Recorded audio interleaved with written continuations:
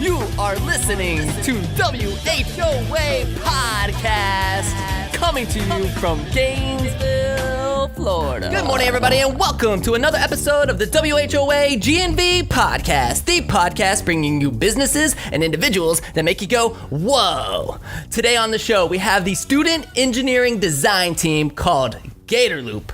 And representing, we have Gabriel Tanalia, who is president of Gatorloop, and Derek Deal, who is vice president of business for Gatorloop. Guys, welcome to the show. How are you doing this morning? Doing great. Dude, I'm super excited to hear all about this project and everything that's going on. I've seen videos and I've seen all sorts of information, so it's going to be really, really cool to dive into that. But before we do that, I want to introduce our guest co-host for the day, my friend Bryan Tobin of Startup GNV. How you doing, man? Colin, I'm living the dream, man. Good morning. How you doing? Are you ready for this? I am pumped. I'm excited to bring energy. I'm excited to learn from these two guys and kind of get people to know what's going on here in Gainesville, which is a ton of cool things that I don't think people actually know are happening right in this community. So let's get to it. And it's cool because I feel like, you've seen some of the different podcasts that we've done. It's been very entrepreneurial. I mean, we've had everything, right? We had some athletes, we've had some authors and some artists and musicians, but the general audience right now, people who are listening, is very, very entrepreneurial, which is really, really cool because obviously that's my passion. It's like what I love.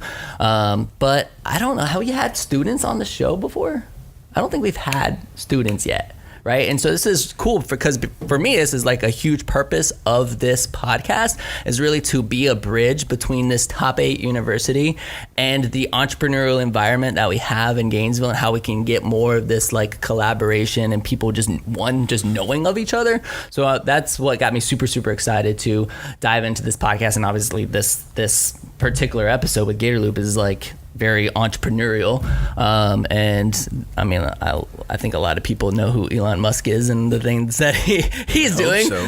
So it's kind of cool that this project is associated with everything that he's doing, which is really, really cool. But before we get into it, you got to tell us, like, for the general population who might not know what Startup GNV is, there's been like a rebrand, right? So like, why don't you explain to everybody what Startup GNV is, what your role is in the community, and maybe some of the cool things that you got going on this year. Cool. So Startup GNV, we've been around since the 1980s. It used to be known as the Gainesville Area Innovation Network. So the idea of Startup GNV, or what the idea that Gain started, was this idea of innovation being what Gainesville can be known for. So you got to think, where does Gainesville sit in the larger ecosystem of Florida, right? There's Miami, which is international business. There's Tallahassee, which is like government and economics. There's Orlando, which is entertainment. Where does Gainesville have a niche carved out? And the idea is that it really is innovation. There's a lot of cool companies that come out of this community. I think, Colin, you're doing a great job being kind of this evangelist for that message that Gainesville's doing super, super cool things. And you don't have to suck up to me, bro. They told me I had to. It was part of the rules. And these guys are doing a great job kind of carrying the torch. And part of our mission is one of it's awareness, right? We want people to understand what's going on here in Gainesville. 2, selfishly, I want people to stay here. And I know that, we're not going to keep every individual that goes through University of Florida, but if we keep 10% more year after year, we keep that talent in our community, we're going to help grow the community of Gainesville. It's going to be better for the economy, better for how people can live here and raise a family here. That's the mission of Startup GNV. Which is also the mission or one of the missions of this particular podcast. Which is crazy that we're aligned on these missions, because we have this very similar goal, and I really, that is what I'm passionate about. And Startup GNV is made up of entrepreneurs in the community, some that have grown businesses and doing super cool things, some folks that are just very passionate about Gainesville like myself. So what we do and what I'm directly in charge of is an event called Startup Weekend, run by a company called Techstars. What we do is we get energetic and excited people in a room for 2.5 days over the course of a weekend. We have them go through the process of starting a business, from having a general idea to forming a team to coming up with a prototype to getting customer validation to effectively presenting in front of a panelist of local community entrepreneurs. And the winner gets some prizes, but really what they get throughout that weekend is an understanding of what it takes to be an entrepreneur. And it's an emotional investment, it's a time investment, it's a people investment. But I can promise you that, and this is kind of my sales pitch, right, for that event coming on here. If you have an idea and you want to see if it can sustain or grow over time, come to Startup Weekend and experiment with it. Because there's no better way to fail fast, figuratively, or learn, get feedback on what you're doing, than to really hammer on it for 2.5 days with a bunch of intelligent people. The idea is that if we continue to build this ecosystem of energy and excitement in Gainesville, that's going to be good for all of us. And if, you guys, you might be the next Elon Musk, right? Like getting out of this community and going on to the next thing. But maybe you inspire someone that hears this to say, okay, I'm going to not go work for big ABC corporation. I'm going to take this idea that I've had inside of me, and I'm going to use this and pursue it to try to grow something on my own. Did I do a good job of selling it? Yeah, it's good. Cool. And when is Startup Weekend? So Startup Weekend this year is May 17th through the 19th. It's going to be at UF Hub, UF Innovate the Hub, which is downtown Gainesville. Super cool space. Thank you for Mark Long for letting us use that. You are a rock star in helping grow this community as well. And if you need any information, I'm super easy to find guy. It's Bryan with a Y at startupgnv.com. And I challenge you, if you have a great idea, come out and let's see if we can push it to the figurative test for 2.5 days. Yeah. Do you feel like, when I look at the scope of Gainesville, do you feel like sometimes it's just difficult to get students out of the UF bubble and over to the other side of 13th Street and down 2nd Avenue towards the Innovation Hub and towards, all these incredible companies that are doing incredible things in Gainesville? Yeah, and I don't know why it's funny. I was at UF last Thursday, and I was speaking to a mechanical engineering class, and we're talking about cool things that were going on in Gainesville. And what was interesting to me is that they were super excited about these cool things. They just had no clue what was going on. So to me, we have this awareness problem, right? And the cool part of that interaction for me is we identified the issue. For an entrepreneur, right, we're here to solve problems, but we can't solve problems if we know they're there. So I've been thinking on this for the past 4 days, 5 days since that happened, and I don't know how to solve that problem. But I think if we put our heads together, we can kind of break this stigma that Gainesville is 13th Street and beyond heading north, and it's not. Like, there's a lot of cool things happening downtown, and I want to get people to know what's going on downtown. Not even downtown. There's tons of cool stuff happening out over by Santa Fe and out in Celebration Point, the new development over on the other side of town. There's tons of cool things, but if people don't know about them, they're going to stay insulated in that UF ecosystem, because UF does that, right? There's food there, there's athletics, there's people. You can live on campus. You guys might know that, but you don't have to. Like, get out of that box. You're going to learn a lot of cool things. Again, I don't think the idea is to keep every single student. It doesn't work like that. In fact, I want people to leave Gainesville and go and have experiences, but I also want a certain subset for those to stay and help us grow this. I want a subset to go leave and come back, so those experiences that you're going to have are going to be a great part of your personal development for our development of our community. And I want this to grow. I mean, you've been here since 2000, right? You've seen the growth of Gainesville in the past 19 years. It's crazy. Is it weird to say 19 years? Does it feel weird? Like, insane. For me, it feels weird to say 12. But imagine where we're going to be in 19 more. And we can't do that unless we have excited, intelligent people that want to commit to this place and want to be part of that growth. That, to me, is the most exciting part of Gainesville right now, and that, we could go to Austin, right? All four of us can go to Austin, find another job, and go to Boston, go to New York. But then we become a cog in the machine. And that, to me, sounds super, super boring. And maybe in 5 years I won't be bored by that and I'll go do it. But I think at this point we all have this opportunity to contribute to something that can grow and be something special. So that, to me, is an opportunity that I want to latch myself onto and be part of that growth. I think that's super, super cool. And I don't think a lot of people have the opportunity to be in an area like this during this time to really contribute to it. And one of the things that I have found about being here for 19 years is that these students, a lot of them are missing a huge opportunity, because sure, they're getting a great education, but they don't realize how easy it is to connect with a CEO of a company here and to actually sit down and have coffee or have lunch or at least have a quick 10-minute meeting and an introduction, you know what I mean? And I've found that the business community here is very, very, these business owners and executives are just very open to that. I mean, I'm definitely one of those people. Anytime somebody's like, hey, can I get 10 minutes of your time? I'm like, yes. Now, is that going to be scalable long term? Who knows? But I know that in the immediate, I've been an entrepreneur for 15 years and I take that meeting 95% of the time. You know what I mean? That's how we met. And yeah, exactly. Yeah. It's the same thing. So, I mean, I just know that this business community is super, super open to that. And I mean, this is going to be a great opportunity because we're about to get in it with these guys and talk about this project, and hopefully more and more students will hear this podcast and realize those opportunities and make an effort to reach out to more businesses here, because you're missing an opportunity to build some amazing relationships with some really, and not only like just like startups, you know, it's like, oh, like it's a startup, you know, like, I mean, the startup community here is like legit, like really legit. And then you have companies that aren't startups that are like legit crushing businesses, like they're out like destroying, like just doing their thing, you know.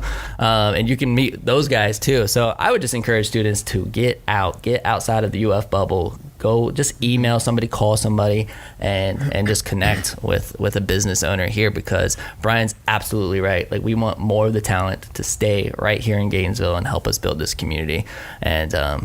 And it's going to be awesome long term, and I'm super glad that Startup GNV is a huge piece of that. You know, and then I'm really excited about the things that you guys are doing to make sure that some legacies and stuff live on. You know, I know that there's, you know, Josh Greenberg Day is coming up. His birthday was April 17th, and that kind of got made a Gainesville holiday, if you will.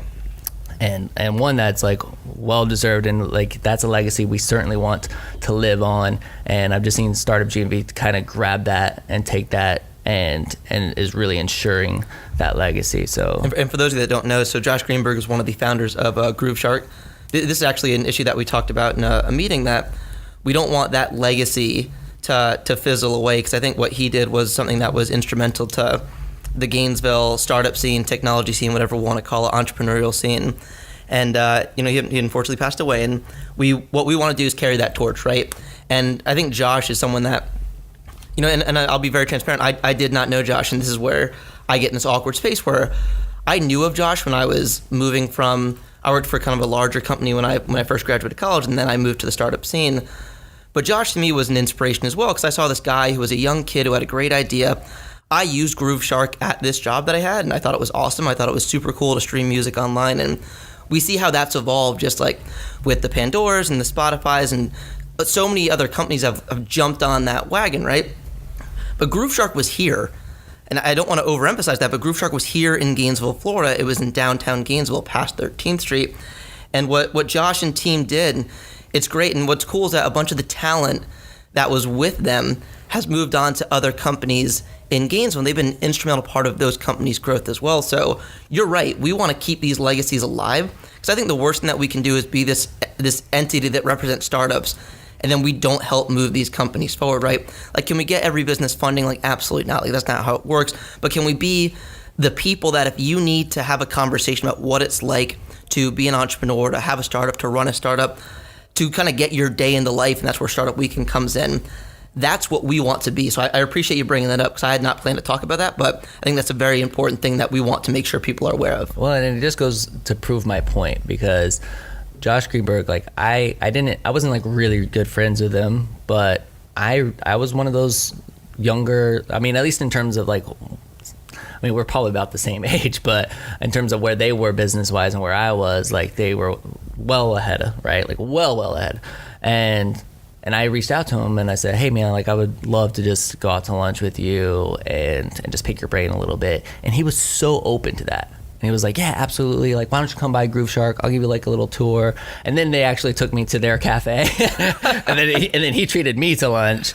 And that was just the kind of person he was. And so I just appreciate you guys making this huge effort to make sure that legacy lives on, because it needs to. So thank you. And thank you for being my co-host and being here. And I'm excited. Yeah, man, I'm excited to get into this. You ready to ask these guys some questions? Let's do it. And tear into it a little bit. Well, fellas, thanks again so much for being on the show. And like we always like to kind of start with a little bit of origin story, right? So kind of take us back a little bit, maybe to maybe a little into childhood, or like, did you ever think that you would be working on, you know, getting into engineering and working on a project like this? And, you know, what specifically brought you to the University of Florida? Mm-hmm. Just a little bit of each of your stories. Okay. Well, in terms of Gatorloop, Gabe is definitely like the veteran. He's the number one guy for Gatorloop. He's our figurehead. But kind of, I guess, an overview of my origin. So this is my third year here. But it's just funny that you guys brought that up, because ever since I did come here, I kind of realized everything was a bubble. Like there's just so much encompassing the campus, and students just didn't want to escape that bubble. And so I was always curious. So the past 3 years, I've developed like a great love for Gainesville, and I just love exploring new things around here and connecting with people like you guys, because I feel like that's really important because most students probably won't do things like that. But I do want to spread the word about Gainesville and Gatorloop and all the cool stuff that we're doing. So, but I guess origin story, nothing too crazy. I was a Florida boy my whole life. I knew I wanted to come to UF. It was a very easy thing. I guess college was like the natural move after high school, and I never really thought about it much. I was able to come here on scholarship, so I didn't have to question it very much. So I'm thankful for that. What are you majoring in? Majoring in business administration, specializing in mechanical engineering. Okay. Yep. So a little bit of technical, non-technical. Thankfully, he's very smart, so he's able to pick up all the technical slack, and I handle all the business. Go, Gabe. Yeah. But I mean, that's it for me. I heard that Gatorloop needed some business help, some marketing help last semester. So I came on board, and we've been running ever since. Cool. You're like, I got this. Yeah, Let me in. for sure. A little bit about myself. I grew up in Fort Lauderdale, Miami, so I'm from my own little bubble.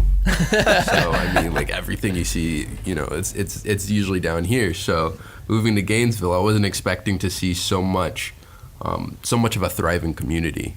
And I was expecting some kind of small town, but really coming here, you see that there's so much going on in terms of what's been developing.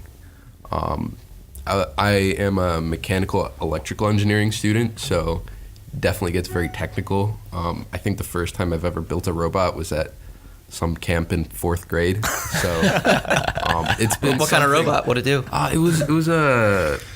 It was a camp. We built a small robot. It was like a RC car that was solar powered, and you could like clap your hands and it would detect where it was going and stuff. It was pretty cool. Was it like that TV show where like they destroy each other? I was just thinking BattleBots. Gosh, I love that show. Yeah, what's it called? BattleBots. Do you know what I'm talking about? Yeah, I just want to We're dating ourselves right now. I'm like, you know what I'm talking about? Yeah. Like, dude, BattleBot. Like, yeah. I think it was always on the back of my mind that I had to do something with technology and engineering and building things. I didn't think that was what I was going to do. I was very heavy into band when I was in high school. I'm sure What'd a you lot play? of students are. I played a few instruments, primarily saxophone, some baritone, a little bass. So Cool. Have you done the played surprise? trumpet. Yeah? Yeah, and I was in the Gator marching band and all sorts very of stuff. nice. Yeah. You ever done the surprise saxophone? Have you Surprise seen that? saxophone. Where you just show up and start playing the saxophone to people? I've seen that. You should do- I was That's exactly it. Careless Whisper. I remembered when George Michael's passed, I immediately like texted my friend. I'm like, this is the saddest day. I wasn't ready. So the guys that were doing that went super viral. Yes, that was They one of the just, like, one of the showed first up super behind viral people. things. Yeah, it's great. But yeah, getting into UF, getting to see all the cool technology and engineering here was it's amazing. There's a lot going on. And so what year are you now? I am a 4th year, Okay. so I'll probably be here one more year. So how did this project even come to be? So I think I'm the only one on the team, maybe one other person who's been on it the full 4 years that it's been around. It started summer of 2015 by a few Gator engineering students who had this idea. They wanted to follow Elon Musk's vision, and his vision was to create transportation that was phenomenally fast. We're talking around 700 miles an hour. So you could see faster than most commercial planes that are on the market for the price that you would pay for a subway ticket. So in terms of the technical, it's done by taking a tube, taking all the air out.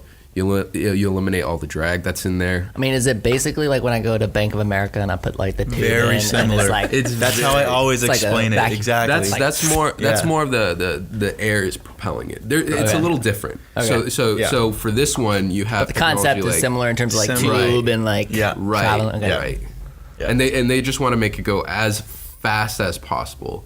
And so right now what they're trying to do is they're trying to take this onto the students and take this onto the private sector to build these prototypes in order to get it as fast as possible. So it's been slowly over the years getting more and more advanced. Over the last 5 years, you've had 2 or 3 major technology companies try and build on this idea and do prototype testing, and they've been able to go, one company 240 miles an hour, the highest record now is actually set by students in Europe, about 290 miles an hour. So it's just getting faster and faster and over time, and that's the idea, is to build it using this massive amount of very intelligent students and professionals. Okay, so let's take a step back real quick into like Hyperloop. Is that what it is? What it's called, right? Yeah, Hyperloop. yeah. So that's basically Elon Musk's brainchild, right? Mm-hmm. I mean, did you guys see the podcast of him with Joe Rogan? Of where they're like course, talking about this? I did not see that one. Joe Rogan's kind of like, just tell me like the logistics behind of it. You just like go to LA and you're like, I'm gonna drill a big hole underneath the city, and like, I don't even know if I got a clear answer on it. Like, if he actually gave one, it's just like, who do you have to convince to like drill a giant hole underneath the city for something like this? I don't know. It was super interesting. Yeah, but it starts with the vision, right? Like having the vision to go and do that, and then I wonder how long he's had this vision. How many people thought he was crazy? And people still think he's crazy, right? Yeah. Well, everyone thinks he's crazy, but is he the right kind of crazy? And clearly he's not, because what he's done is, and the method of this implementation, which is very interesting, to kind of outsource the creativity to student groups, and have the students submit them and come in. I think that's smart, because it's that's his resourcefulness. Like, I know we're going to talk about resourcefulness at a later point in time, but he's using his resources right now, which a collegiate system across the nation that has a ton of intelligent kids who can get together and figuratively compete too, to try to help solve this problem. How did that part happen though? So how did that part happen? Did they like put out an announcement and you guys like you applied, or you're just like, oh, we're just gonna start doing this, and you start sending prototypes? Like how did you become in the network of the Hyperloop system? My guess is when they started building on the logistics of how they were going to make it happen, they realized that their hands kind of tied with certain aspects of the industry, with space, with Solar City, with Tesla, and they wanted to build on this idea, but the technology wasn't there yet. So I think what they thought of, they built on the vision, and they came up with a very intelligent solution, which was to have the students do it. And to have them do that, they would host a competition. It cuts on the cost for them, but at the same time, the technology is getting developed. And so, the students at our school who started our organization, Gatorloop, they really wanted to build on this technology. And so they formed the club. They were very passionate about it. They recruited as many students as they could. I was entering at a freshman at the time, so I wasn't sure what I was really getting into. But I remember one of the old captains, Taylor, coming into a meeting for ASME, one of the professional organizations, and just being like, we're building on this cool technology, who wants to join? And I think of all the teams, it was one of the coolest things that was there, and it just sounded amazing. So yeah, they really lifted it from the ground up. Like, especially something that is so arbitrary at first and no one can really wrap their mind around. They did a really good job at like being very gung-ho about it and just going out and finding students and finding kids that would be interested and helping them build something that they do nothing about. You know what I mean? So I have a question about how they so there's lots of ways that this problem can be solved, right? If you can remember back to 4 years ago when this first kicked off and you started getting involved in it, how was this framed, and what was the way that it was framed that really was intriguing to you and interesting? And I want to have a second question, which is, was the solution to the problem intended to be open-ended, meaning that you have all these teams that are trying to solve this? Were there constraints they said you have to solve the problem this way, or was it more use your creativity, your engineering skills, your entrepreneurial skills, and come together as a group and just give us a solution? Oh, cool. I think it was more in their mind, they wanted to establish the vision because they knew what their end goal was, and they wanted to find some way to get there. And so for the students, figuring out how to get there was a challenge. When this idea was originally brought up, it was brought up with air bearings. And over time, we've come to find that technology is difficult to implement just because of how the tube works. And so it's shifted almost in a completely new direction with maglev, linear induction propulsion systems, all these new technologies which allow it to work a little differently. So they began with the end goal in mind, and it's kind of taken a different route to get there.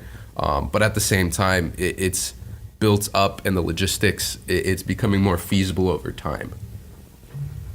Agreed.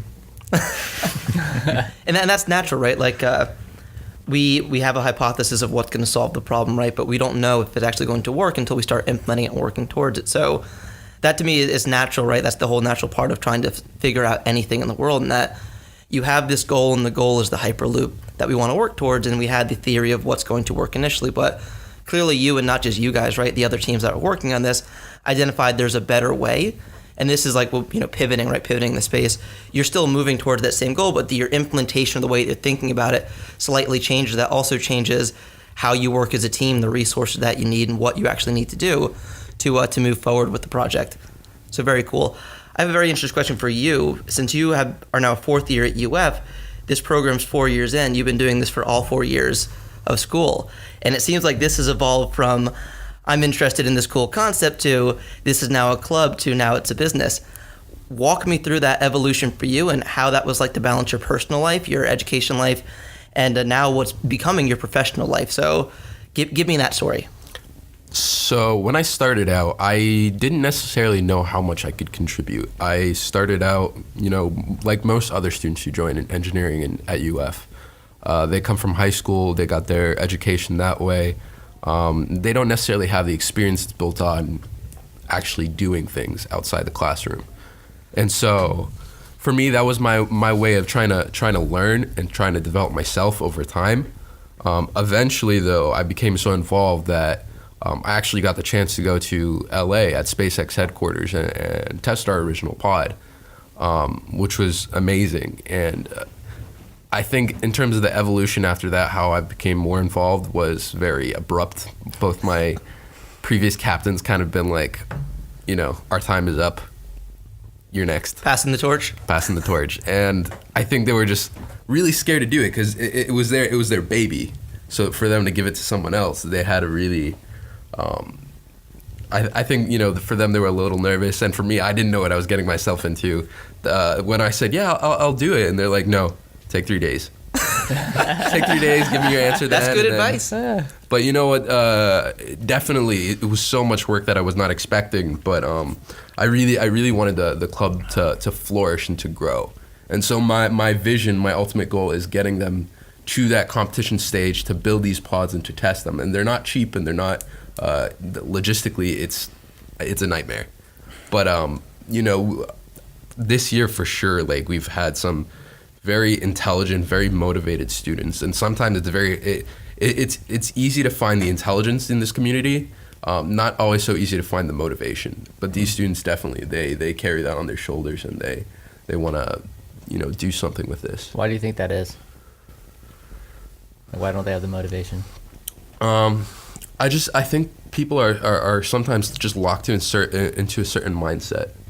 They want to live, they want to work, they want to live their daily life. But it's not really the question they're asking themselves is, what do you want to do? What do you want to accomplish? And how does that look like from 5, 10, 15 years down the road? So I if anything, that's I think the big question to ask yourself is, what do you want to do with your life? What kind of impact do you want to make? I mean, do you feel like you have that figured out at this stage? Like, I mean, what's, here you are, like, when do you graduate? I probably have some more time to take some extra classes. Okay. Like, just because? Or I mean, I want to learn. So okay. These extra classes, they're definitely going to help build my experience so I can take these tools and do something with them. Okay, perfect. So, I mean, let's just say even when you are finished with school, I mean, what do you have something in mind as to what you're going to accomplish, or you see yourself somehow staying involved with this project, or are you also going to be handing that torch off? So I will be handing this torch off while I'm at school, just because that's how our school's constitution is. It's 2 years. Okay. So after this 2 years, it'll be my time is up as president. So I will have to pass that torch. Got it. But definitely I will be, carrying on that mission and that drive to kind of develop this technology even after. My goal is with building some of the most advanced technologies that this world has in aerospace, in Hyperloop technology, and a lot of the cool tech that you see now just getting started.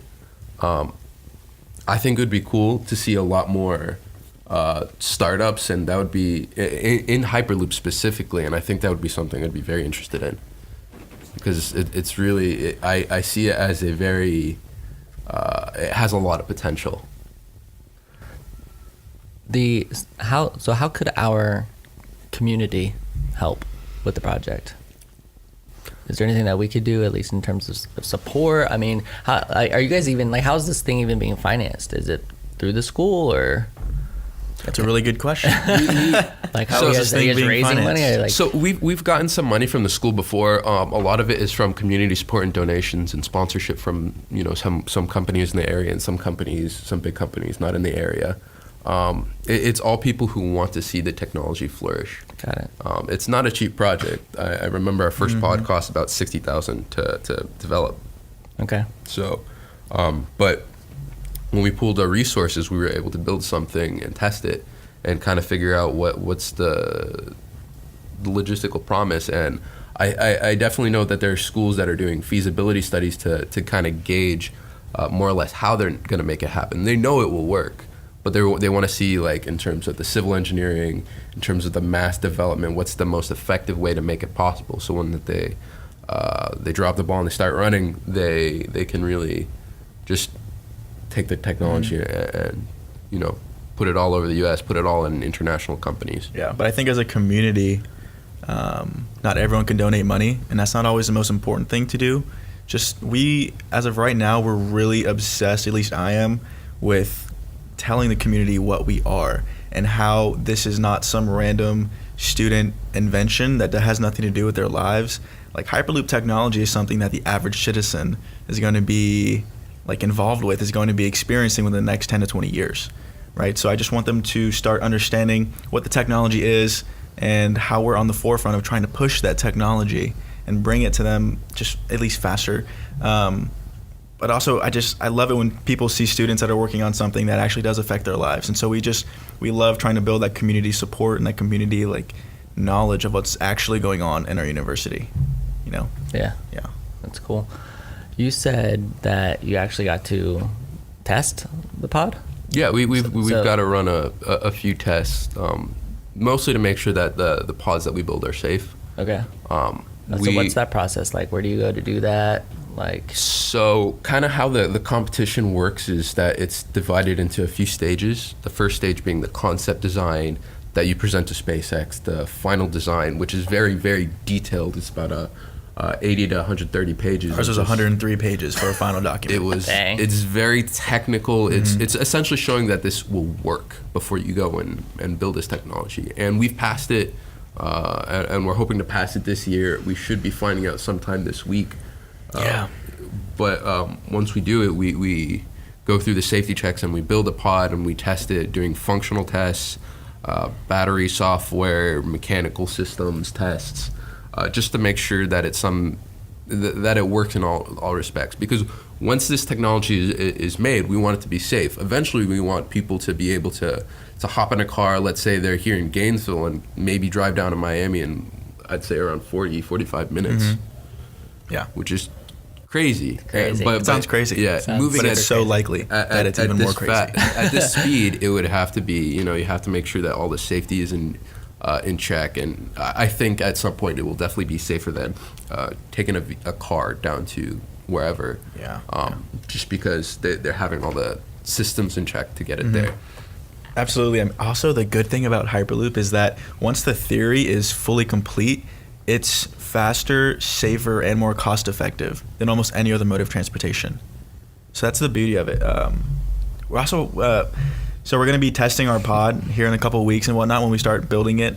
But we have some cool kind of like tests that we've run. If you guys want to check it out, it's like an aerodynamic simulation, basically. So this is all done computers, but that's basically the design of our pod, our new pod. And all these green stripes you see running down the side are how the pod would experience drag and air resistance while in the vacuum tube. So we're just kind of measuring the aerodynamics of our pod and making sure everything checks out for our safety checks and for our design, so it's as efficient as possible. And do you guys have this video? Did you send me this video? I don't think I did. I can, though. Can you? Yeah.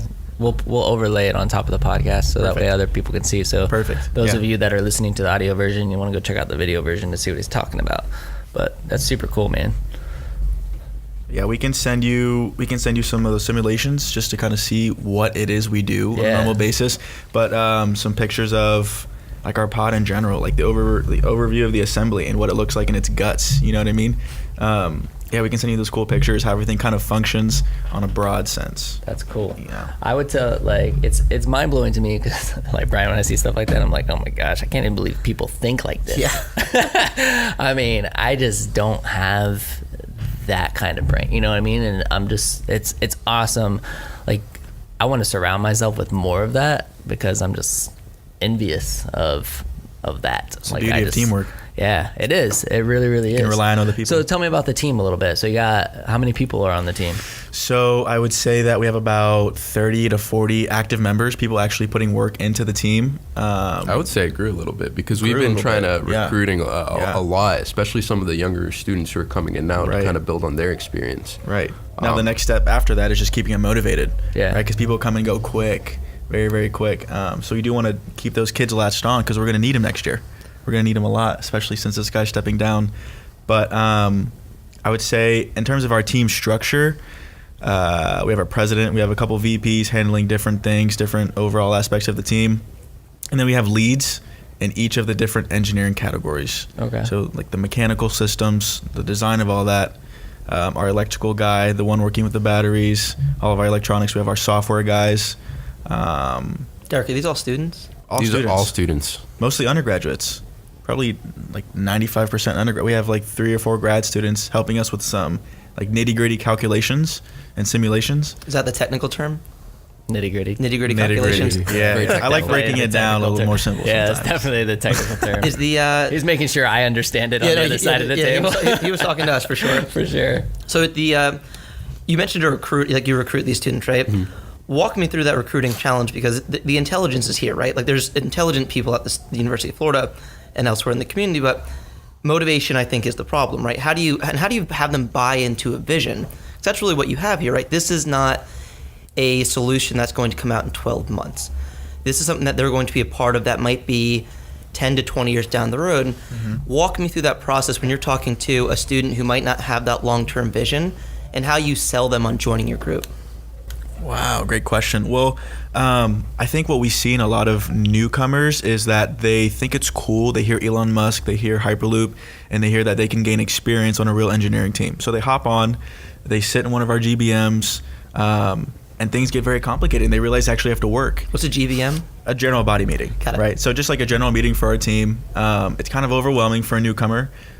But regardless of how overwhelming something may be, they should still, if they're passionate about it, stick with it and build that motivation. So that's very hard to do for a lot of newcomers. They kind of want to be spoon-fed sometimes, and we're willing to do that. But we need a little bit of something from them. We need some passion from them. We need some drive to learn, to sit, and to be confused because we'll figure that out for them and we'll walk them through it. That's the biggest struggle. If you can put it in any other words, I don't know. I think it's a total, like, they're going there for one reason, and they end up finding a completely different reason that they're there. So they're there probably to develop themselves or to kind of learn or to make friends or to do something. But then they realize when they're in it that they have a big part of something, that they're part of something bigger than themselves. And I think when they see that, it definitely adds to their own drive that they want to contribute to advance the goal and to see how they themselves can play a bigger part over time. You have to constantly keep creating that vision, and you know, it's one thing when you guys, because I can see it with you guys, like you see it, like you know, you're telling me, man, this is like 15, 20 years out. Like we know that we need the community to realize that this is actually going to happen. Yeah, you bet. And so you see the vision and you feel it. Now you have to get the rest of the group to have that same feeling, right? Like this is going to be a reality. So the quicker that you realize that and get on board and help us get there, the quicker we're going to get this project done. So precisely. And once you get there, it's a fantastic feeling. Yeah. That's for damn sure. There's nothing like bringing people together. I think that, especially around an idea, and like I'm sure everyone that goes to the meetings doesn't join, right? Same idea, but the people that you connect with and they understand the vision, when you bring them on board and you see that, because your team is complex, there's a lot of different skill sets that are required to make what you're doing possible. So getting that one cog's the wrong term, that one key team member that's going to fit into that program that you're building, and seeing them contribute and become a part of that has to be a fulfilling feeling for both of you to have. Like, even you, like when you came on board, like you're filling a role of helping figure everything out from a business perspective with this idea. That's an important component to add to the mix of the individuals here. And I think getting all those people to work together towards that common goal, I'm not sure if there's a better feeling in the world. There probably is. I haven't had a kid yet. But to me, I think you guys should embrace that, and that should be part of your pitch too as well, that working as a team is very fulfilling. Yeah, for sure. For sure. I think personally, just when I started, I knew that there was a need to be met, and I felt like there was a lot I could do here, and I was very excited about that. So I ran with it from that point on, and there's still so much to get done, and it's so exciting to think about it. This guy is definitely like taking the reins on a lot of stuff, and he's definitely helped our organization, our club grow. Those are really good questions, by the way. We're just shooting from the hip here. Yeah. Really good coffee. I've done this before, approximately 41 other times. I've gotten a lot better over the time, and of course, I'm looking at these guys back here, and I'm eye rolling because I'm looking, hearing the boxing gym behind us. That's what it is. It's just dude, I can't win. That's great motivation right there. This is straight up boot. Yeah, here we go. You're entrepreneurial bootstrap. Running a podcast studio out of the scooter office next door to the boxing gym. I mean, the entire community knows about the boxing gym at this point. They've gotten more promo out of this podcast than anybody because they're just shouting next door. Free promo. So, that's their marketing plan. Be loud. It's actually working for them. So I apologize to listeners and everybody else. For me, it's distracting because I can usually do a pretty good job of staying focused, and then I hear, and I'm really? Anyway. So, I mean, through this, that's it. And I'm not good. I just get right back into it. And transition. And cut. So, I mean, with a project like this, there's going to be multiple failures, right? Lots of trials. You said something about bearing stuff that I didn't even understand earlier. It's in one ear and out the other for me. But there's going to be a lot of these different trials and failures. What's been the biggest, I would say, and then what are you learning from these little failures, whether as a team or in the actual engineering aspect itself? I don't know. I haven't been slapped in the face with a big failure yet. Okay, that's good. I have some stories to tell. I know he does. I'm waiting for him to bring them up. This is what I'm wanting right here. So, I mean, I think the biggest thing is learning to deal with failure like you do in any business is critical. And just seeing how you can bounce back from that as quickly as possible and with the most force that you can. Our team did not make it to that last stage of competition last year. We were booted in the semifinal round. We were one of the top 47 teams, but we didn't make it to that very last stage like we wanted. And I think we had to address on both a technical and on a team level what were some of those issues that prevented us from getting to that next level. And sometimes it's not even the technical. Sometimes it's just how you're organized, how your team functions as a whole. And I think that people underestimate in engineering the level of people skill that you need, because you need the ability to work with others. You need the ability to understand how everyone works and how they can work together, and making the most out of that potential. So, I mean, I think that our team has done a wonderful job this year of bouncing back from that. And I think it was very motivating to see how people from that experience did not just quit. They bounced back. They stuck with the team, and they really wanted to They're hungry for more. We went to California despite not getting in the competition, but we went to the competition. We went to learn. We went to observe. We wanted to see what other teams were doing right, what other teams were doing wrong. There were only 3 teams that made it to the very, very last stage of the track, and that's out of hundreds of teams. So they have that quality that binds that team together, that has that technical knowledge, and we wanted that. And so we've been doing everything in our power to make that a part of our own structure, our own motivation, and taking that to the next level.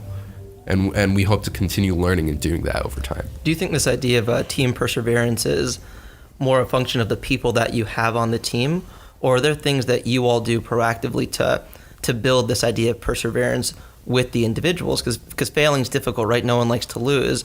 But I think through losing, we learn lessons. That's important because we can then take those lessons and iterate the next whatever it is that we're doing. Like, I'm sure not making it to the finals was difficult, but you took that lesson internally and said, here's what we can do to improve next year. So explain to me kind of a direct question of, is it the team, is the people that you now have the composition of the people on this team, or are there strategies that you all use to help keep people motivated?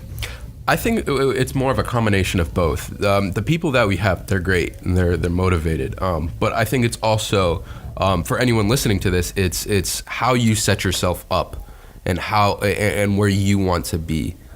I sincerely believe that anyone has the potential to do something great with themselves, and it's just a matter of what do you want to do, where's your motivation, and how do you want to get there. If you're not setting big goals for yourself, you're not going to achieve great things. At the same time, if you set big goals for yourself and you don't achieve them, it hurts. You don't take to it too kindly. You want to get somewhere really, really, really bad, and if you fall short, it can be demotivating sometimes. But I personally think that if you set those big goals and you do your best to achieve them, eventually you will succeed in one way or another. Can you walk us through give us one real example of, so outside of losing the event, tell me a practical example of something that you learned from that was we can use the word failure, right, but maybe just a lesson learned that you were able to adjust quickly, then incorporate a change into for the next cycle, whether it's how you interact with people, how you conduct a meeting. Walk me through a real use case of something that happened. I think the best example is students who don't get into the college that they want. They're really motivated, and sometimes it's just a numbers game. You try and audition for something, let's say an acting role, or you try and get into a college and you apply and you don't get in. It's not the end of the world. And I think what some people need to understand is it's not the college that makes you who you are. It's not the college that makes your career or your future. It's you who does that, and it's the school who helps give you the tools for that.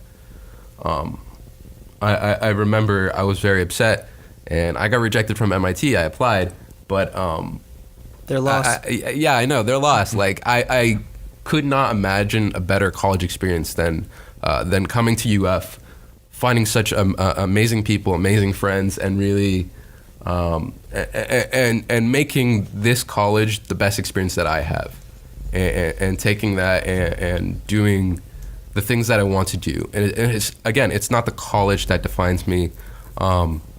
It's not that. It's how I make the experience overall. That was really, really good. And I think it's a great lesson too. It's like it's life is not what happens to you, it's what you make of it, right? Like you wanted to go to MIT and go be cold up north, and you decided to stay down here and I know it's freezing. You know what? I'm so grateful for this weather. And you have to you take control of the experiences that happen to your life, and you make those into what you want them to be. And I think that outside of what we're talking about with the Gatorloop and the Hyperloop, I think that's for listeners, that's a great lesson to take, is that things are going to happen. Some things you can't control, but what you can do is control how you react to those situations and take everything with an open mind and give 100% effort for every situation you engage in, and good things will happen. Well put. Amen to that.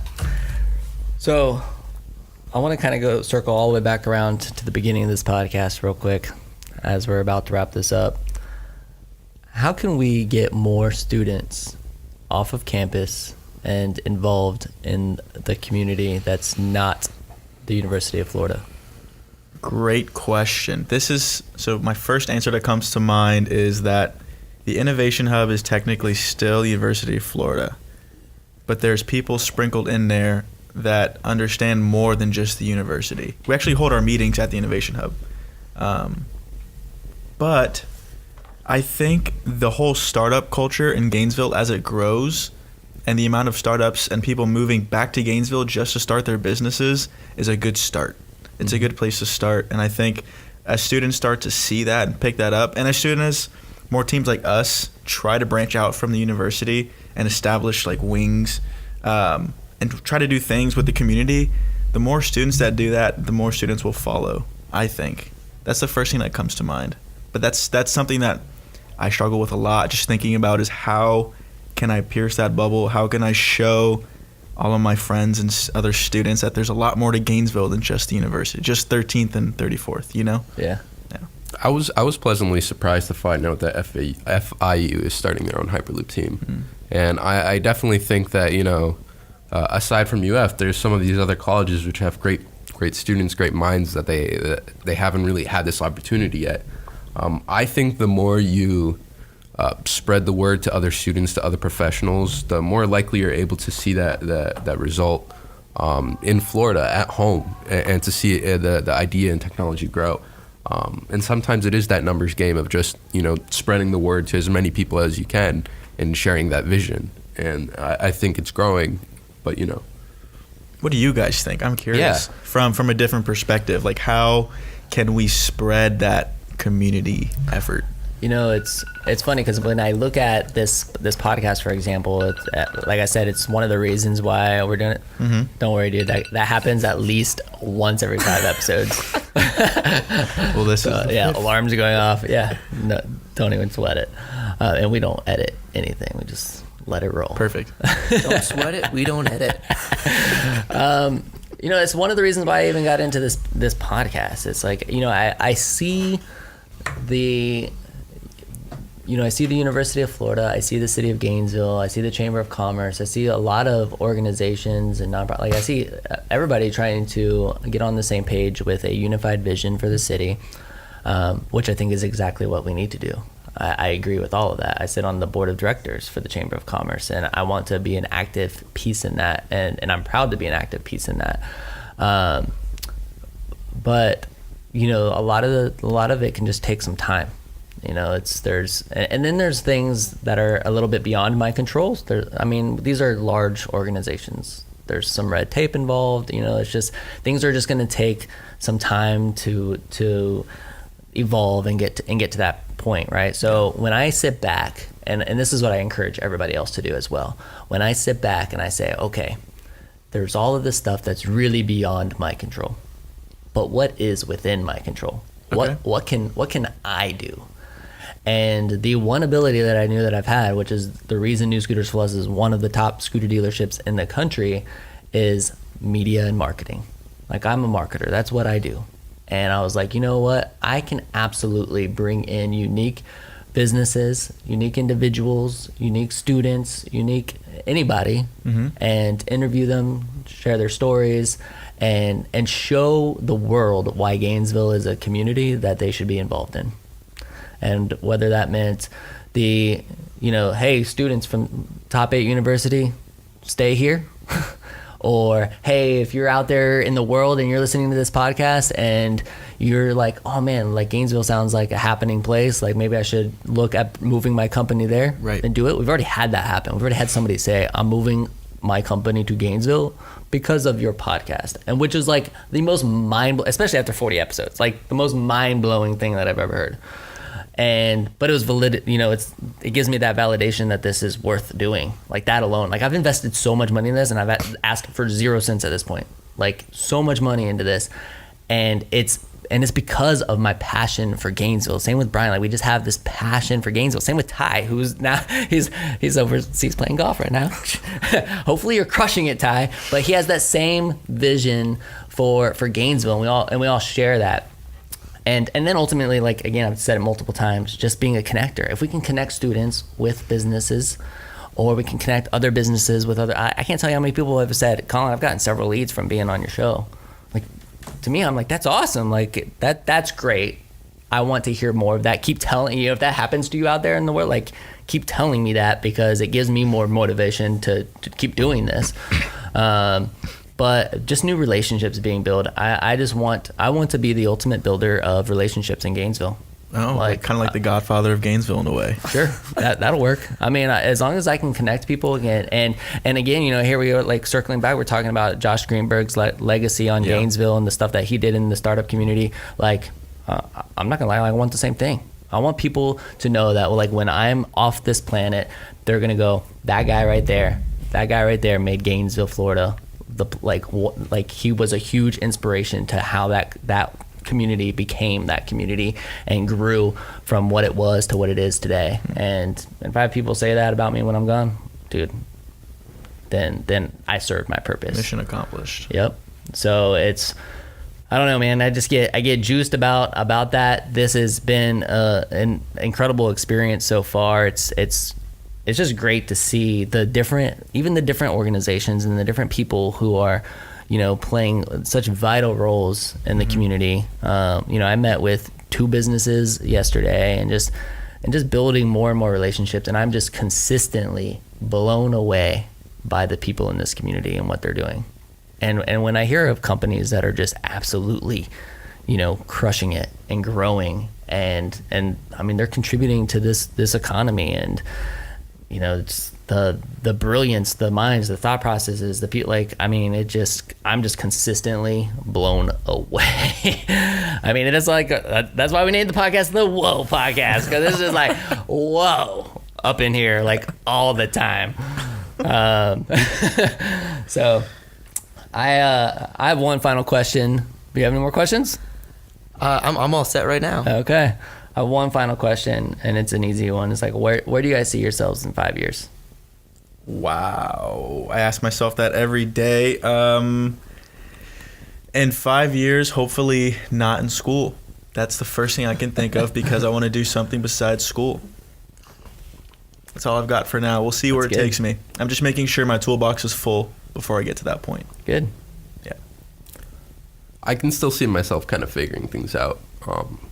I like electrification right now, so I think that's probably an area that I'll probably go into.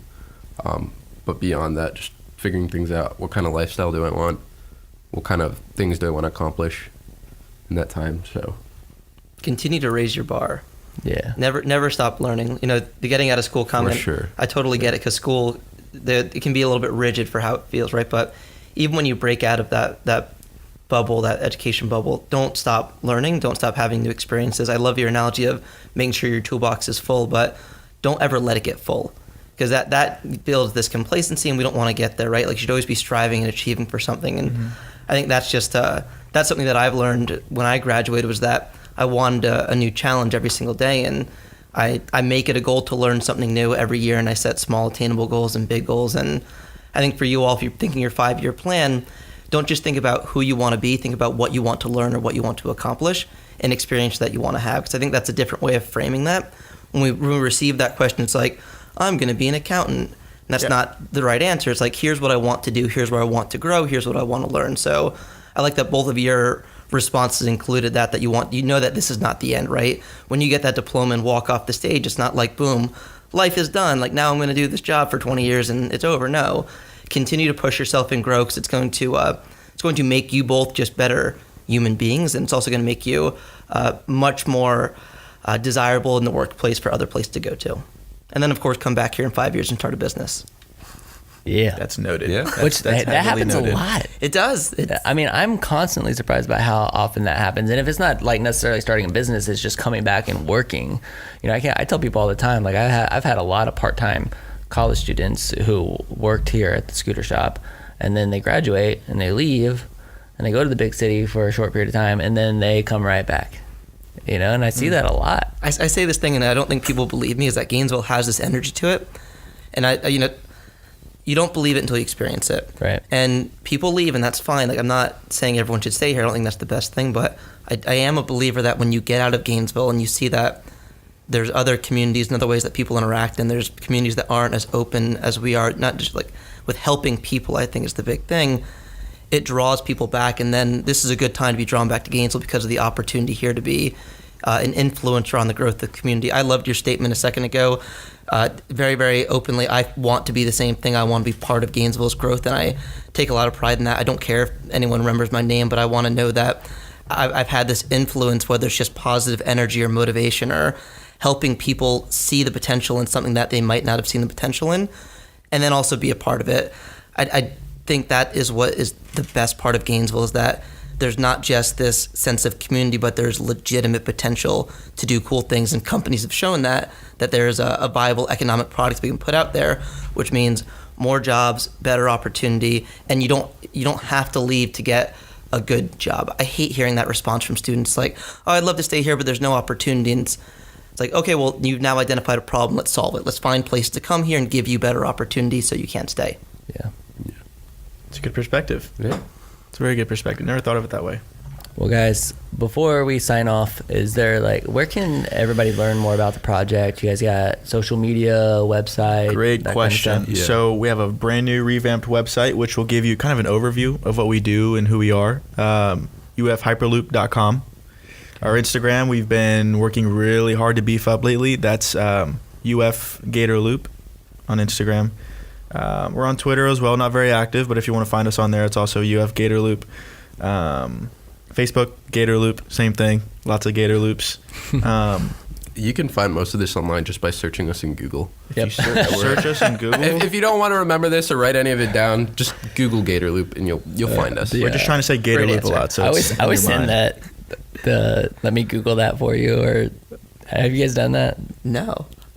That's it, right? The website. It's like LT. Yeah, and it just idea. Googles it for you. Yeah. It's like, let me Google that for you.